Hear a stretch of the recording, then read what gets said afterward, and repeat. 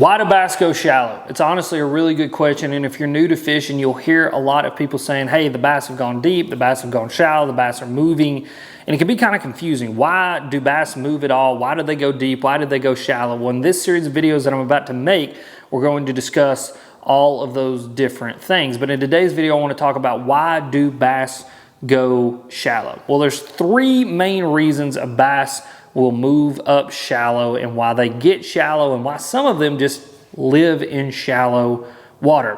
The first one is going to be baby making. Now, a bass, unlike us, cannot regulate its body temperature. They are a cold water or cold-blooded creature, kind of like a snake or a reptile.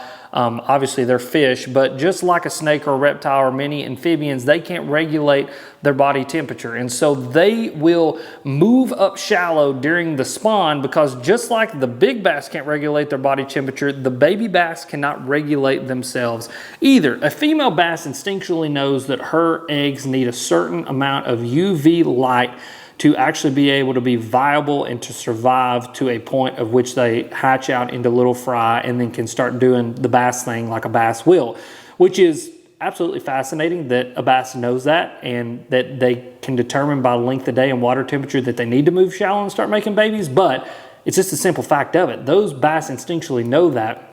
And since they can't regulate their body temperature, the babies can't regulate their body temperature, like I said, they need a certain amount of sunlight to be viable and to survive. And so a bass will go shallow for the fact that it needs to make a nest and it needs to spawn. Now, the males normally will go up first, and normally males start getting shallower before the females will because the males are actually the ones that make the beds. And so oftentimes when you're in that spawning season, anywhere from 55 to 65 degrees for pretty much every black bass species out there, you'll see the smaller males move up first, and that's why they move shallow. They move shallow to go up there to start making beds to get ready for the females to show up. And then the females show up second, and they're the ones that actually have the eggs. They'll move up shallow, they'll find a male to pair up with, they will spawn, the male will fertilize the eggs, and then normally the female will leave. And that's a reason that she moves to a different shallow water area. The female doesn't hang around the eggs, only the male does. The male protects the eggs and protects the fry. We call them fry garters.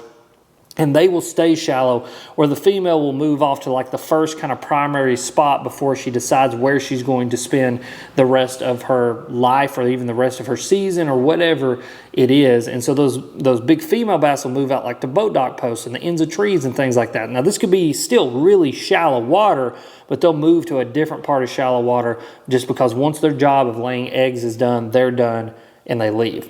The second reason a bass will move up shallow is food. Fish follow food. Wherever the bait fish, the crawdads, the rainbow trout, the shad, I mean, whatever it is, if they're shallow, the bass will be there. And oftentimes, what's really cool about a bass is even though they can't regulate their body temperature, they are super adaptable. I mean, they can live in super hot water to super cold water. I mean, essentially from boiling to freezing, a bass is fine. And that's what makes it really cool. And so that ability to do that allows them to be able to follow food. And so if food is shallow, like during a shad spawn or a bluegill spawn or a herring spawn or a crawdad molt, and all those things are shallow, up in shallow water, that's where the bass is going to move so that it can eat.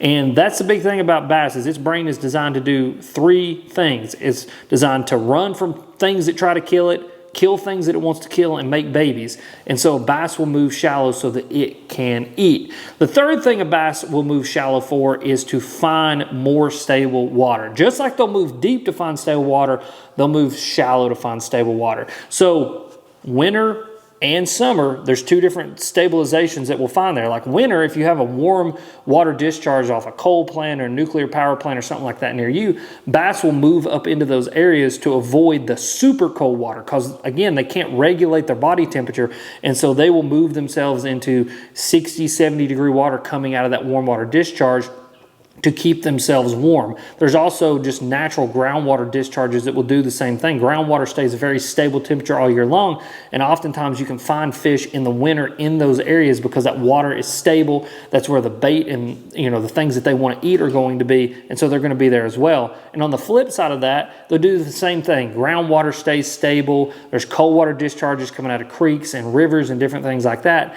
and bass will move shallow up into those areas and live in those areas so that they're in the most stable water that they can possibly be, because really a bass is optimized for just normal daily bodily function at like 55 to 65 degrees. In that 60-degree range is where a bass is the most optimal. You'll notice when they eat, when they bite, when they fight in that range of water, it seems like they're bigger, they're meaner, and they're more pissed off, and it's just because they are optimized in that water temperature. Now, if you want to see why bass move deep, click this video, it's popping up right here.